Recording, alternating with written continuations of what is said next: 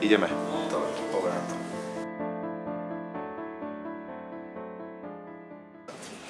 Akože študentské časy som mal úplne normálne, ako každý iný študent, ale niekde v 3. ročníku na vysokej škole som bol v Spojených štátoch na rok študovať a tam som sa nejakým spôsobom natrafil na takú úplne cheesy knihu, za ktorú sa tak trochu hanbím dneska, ale to bola asi tá prvá vec, ktorá ma inšpirovala.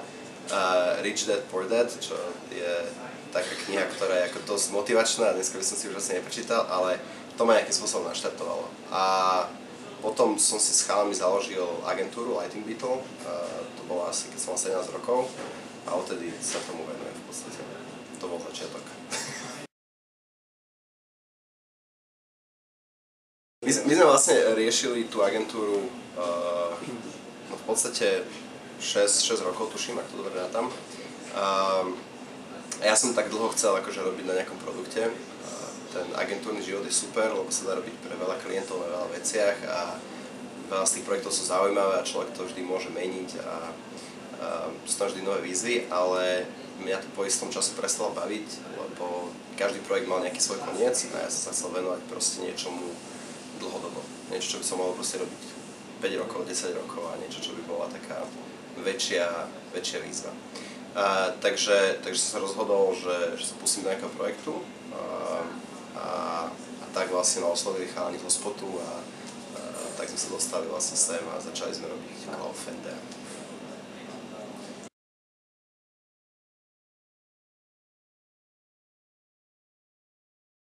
Tak to je strašne, neviem, komplikované, že čo je úspech, ale dneska to, čo je pre mňa niečo, čo ja chcem dosiahnuť, alebo čo je ako pre mňa nejaká meta teraz, tak to je proste vybudovať produkt, ktorý bude naozaj ľuďom riešiť nejaký reálny problém a bude im pomáhať natoľko, že ho budú mať radi, že proste z toho produktu budú nadšení. Takže to je niečo, čo teraz ja chcem dosiahnuť, to je moja výzva.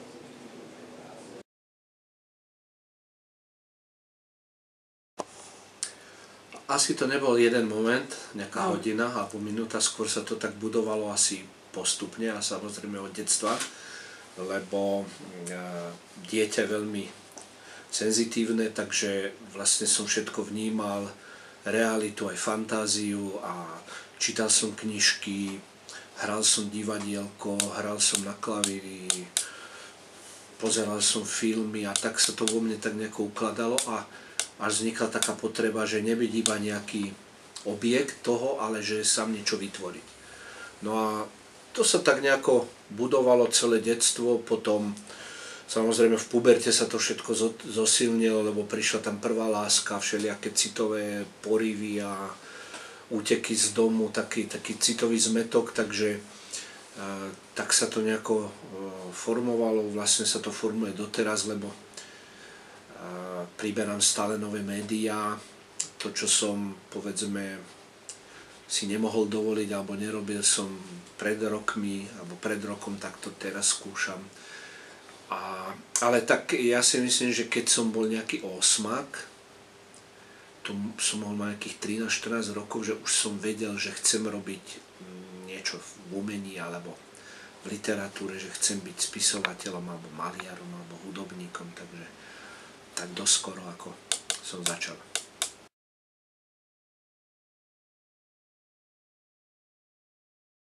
Talent určite, ale ja si myslím, že talent má každý, skoro na všetko.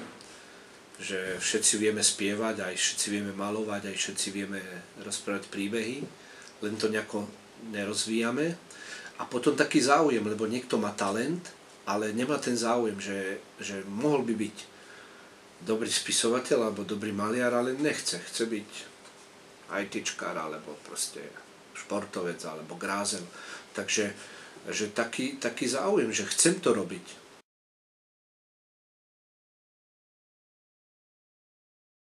Vyrastal som ako úplne normálne, obyčajné decko.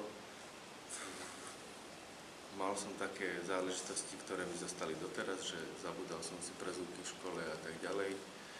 A nejak nič mimoriadne na mne nebolo. Bol som taký šinter a to bolo tak celé. Na základnej škole som mal veľmi dobrého kamaráta, teda najlepšieho, Peťa Ďuriana, a vďaka nemu som začal chodiť do Detvy na ľudovú školu výtvarných umení. A tam sme mali veľmi vzácnu pani učiteľku Agátu Hlinicovú, ktorá si toto všimla nejak vo mne, pretože som sa tak predvádzal, a keďže sme tam boli len 2 chalani a 7 báb, tak bolo sa pred kým predvádzať.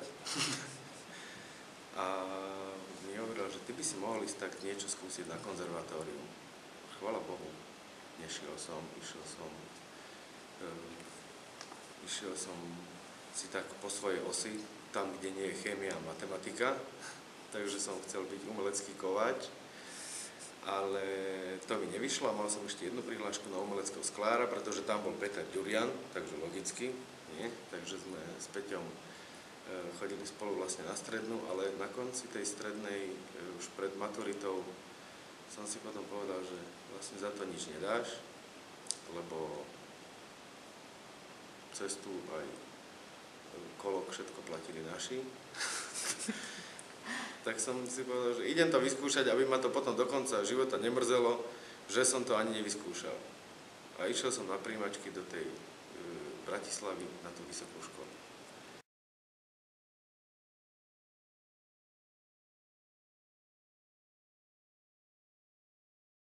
Helena Krajčiová, Lucia Lužinská, Ági Gubíková a Slávka Halčáková, ak vám niečo tie mená hovoria, a chlapci boli Peter Nádaždy, Robo Jakab, Vlado Kobielský, Ďuro Kemka, Majo Miezga a ja.